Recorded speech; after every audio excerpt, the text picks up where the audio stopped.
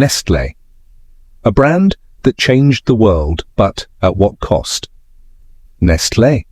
A brand that has become a part of our daily lives. Whether it's your morning coffee, the 2-minute magic of Maggi, or chocolates like Munch and KitKat, chances are you've encountered Nestlé's products more often than you realize. And when it comes to baby food, Nestlé dominates the market like no other. But did you know that Nestlé owns over 2,000 brands and has more than 10,000 products worldwide? Listing them all would probably take an entire day. However, behind this massive success lies a darker side, a side that has led to millions of innocent deaths. Despite being a globally recognized brand, Nestlé's journey has been filled with controversies and scandals that are hard to believe. From denying people access to clean water, to manipulating new mothers into stopping breastfeeding, and of course, the infamous Maggi controversy, Nestlé's history is far from smooth. But how did a company that started with good intentions end up on a path that made people both hate and love it at the same time? To truly understand, let's dive into the fascinating rise and fall of Nestlé. The beginning of Nestlé's story. Our story begins over 210 years ago, on August 10, 1814, in Frankfurt, Germany, where Henri Nestlé was born. His father was a simple glassmaker, and their family struggled financially.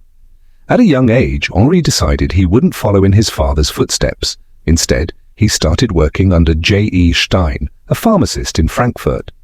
For 4 years, he gained valuable knowledge of pharmaceuticals and chemistry, knowledge that would later help him create one of the world's biggest brands.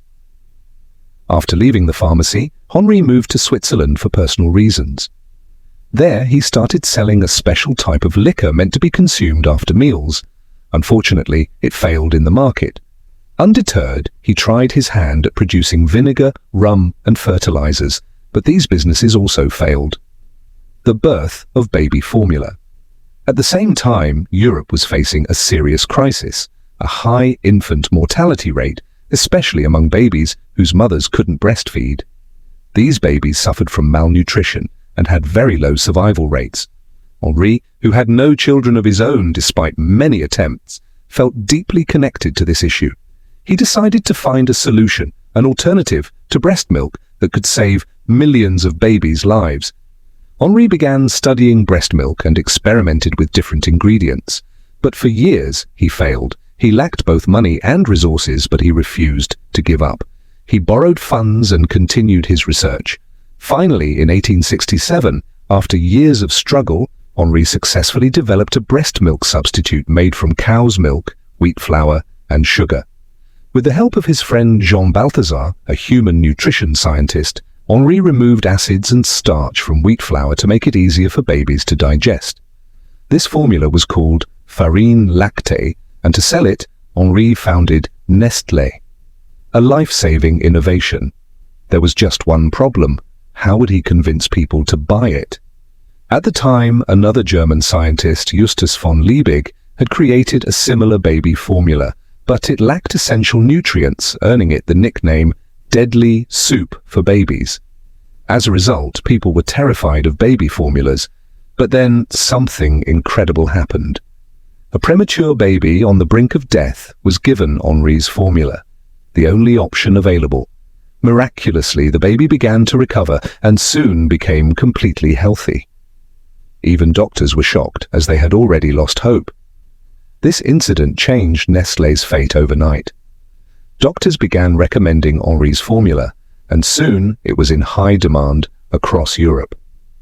The birth of Nestlé as a global brand. With growing demand, Henri opened a large factory to scale production. He also noticed another problem: fresh milk spoiled too quickly because refrigerators didn't exist yet. To solve this, Henri developed condensed milk, which was made by heating milk to remove water and adding sugar for preservation. This allowed milk to last much longer without spoiling. His invention not only solved a major problem but also skyrocketed Nestlé's popularity. Within just a few years, Henri went from being a failed businessman to one of the richest people in Switzerland. However, by this time, Henri was too old to continue running the company. Since he had no children, he sold Nestlé in 1875 to 3 local businessmen in Switzerland. A shift in business priorities. Henri had founded Nestlé to save children's lives, but under new leadership, the company's focus shifted from nutrition to profit. By 1905, Nestlé merged with its biggest rival, Anglo-Swiss, expanding its reach to the US, UK, Spain, Germany, and Australia. Nestlé's role in wars and controversies. Meanwhile, World War I had begun, creating a fresh milk shortage in Europe. Governments started buying condensed milk in bulk for their soldiers. To meet demand, Nestlé built new factories in the US, doubling its production and making huge profits during the war.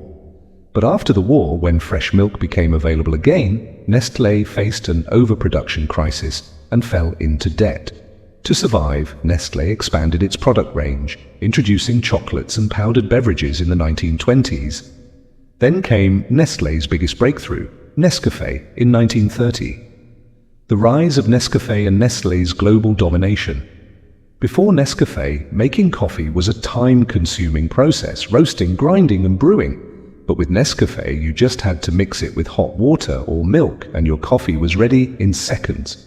During World War II, Nescafé became a favorite among soldiers, as it was quick, energizing and easy to store.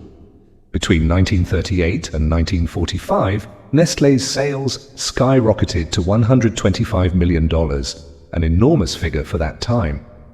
What happens next? This is just the beginning of Nestlé's complicated history. From ethical scandals to ruthless business strategies, Nestlé has often been at the center of controversy. In the next part, we'll uncover how Nestlé's hunger for profit led to global backlash and how it still remains one of the most powerful brands today. So stay tuned.